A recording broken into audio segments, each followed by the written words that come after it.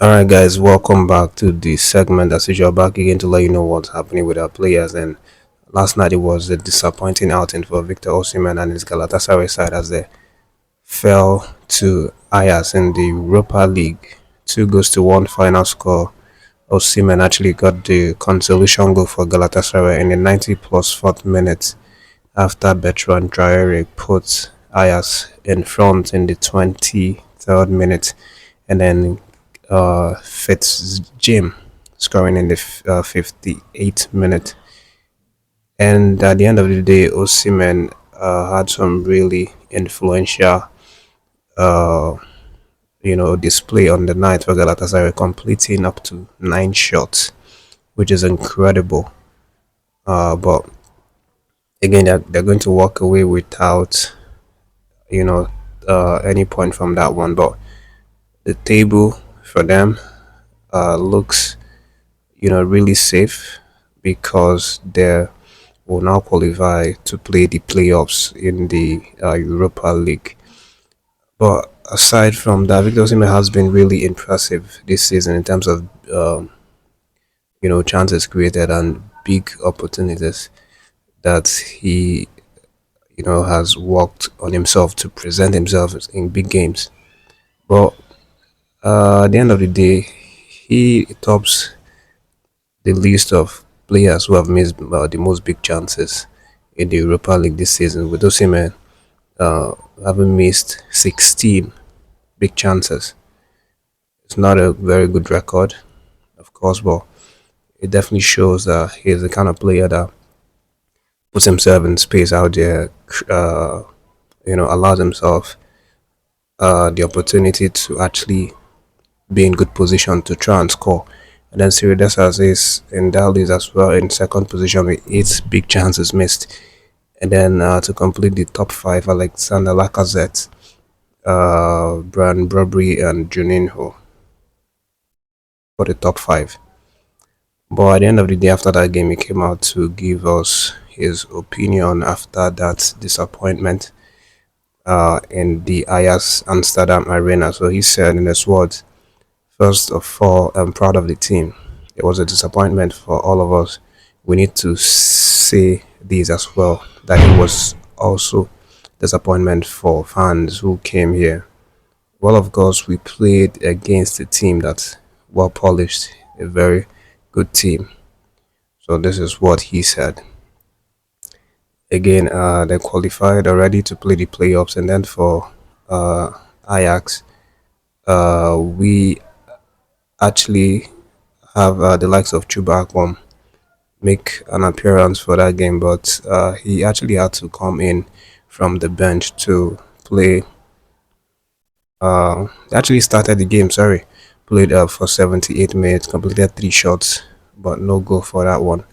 And then also elsewhere in the Europa League as well, we had a man, Cyril Dessers, making another impressive appearance for his Rangers Football Club, actually starting the game, playing for 90 minutes, created one assist in their 2-1 victory over Union Saint Gallioce.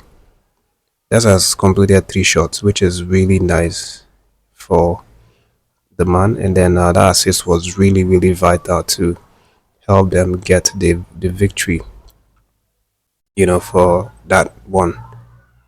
And if you look at the table, they've done really well for themselves, qualifying into the round of 16, because they're among the top 8. So that's what happened last night over the Europa League fixtures that our players partook in. And then elsewhere, we have Victor Boniface completely back to the Bayern Leverkusen training and immersing himself seriously in training after that deal broke down. Of course, it's no longer news. He is not going to make that move to Al Nassr, that big money move, 25 billion naira salary move. That has been chalked off right now. It won't happen anymore, not at least not this transfer season. So he's now returned back with Bayern Leverkusen and is training really hard and is in line to make appearance for his club in their game against Hoffenheim. That game is coming up later this Sunday. and we hope to see him get back as well after a long layoff due to injury. But let me give you some gist regarding Coach Eric Shell.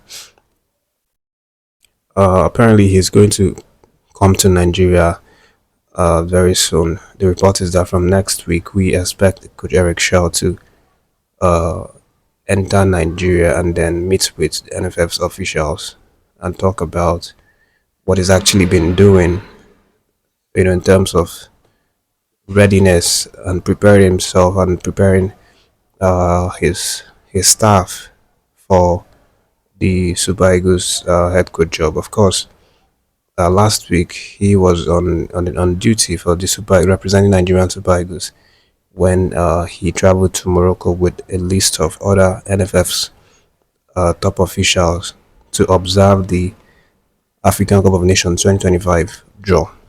And right now, he is going to meet with the NFF when he gets back, and then things like how he is going to meet the players, the different top players across Europe is one of the main issues they are going to discuss. In terms of when he's going to start doing it. Of course, it's been taped that it's going to start from next week, and then the funding, for all of those travels and trips. So he will likely meet first the the captain of the team, as William Chusekong. Of course, that means he's going to probably travel first to Saudi Arabia. So this is what's going to happen right now, and then from there also the likes of Victor Osimhen, Ademola Lookman, are some of the other guys that he would hope to see. To have brief discussions with them before uh, they come, or before he gets to pick a squad in March. But aside from that, guys, we still have uh, the likes of certain young Nigerian footballer who was a former Rivers United forward by the name Andy Okpe, has now officially joined Magusatok Gucci in Cyprus, and is going to ply his trade over there in Cyprus. Congratulations to this young man, and of course we'll keep tabs on him and follow his development. There's also a recent transfer right now in the Super Falcons corner, and it involves a 21-year-old Nigerian forward by the name Motun Rayo Ezekiel. She actually was playing for Nigeria Tels, but has recently been signed by Valencia women's team. The deal is set to be a 1-year deal, so she has with immediate effect moved to Spain to join Valencia Femenino, and the contract is going to expire until June 30th, 2026. If she does well, she's going to get a renewed contract that promises, better salary. But that is the update, guys. Leave your reaction, subscribe to the channel, and stay tuned for more stories.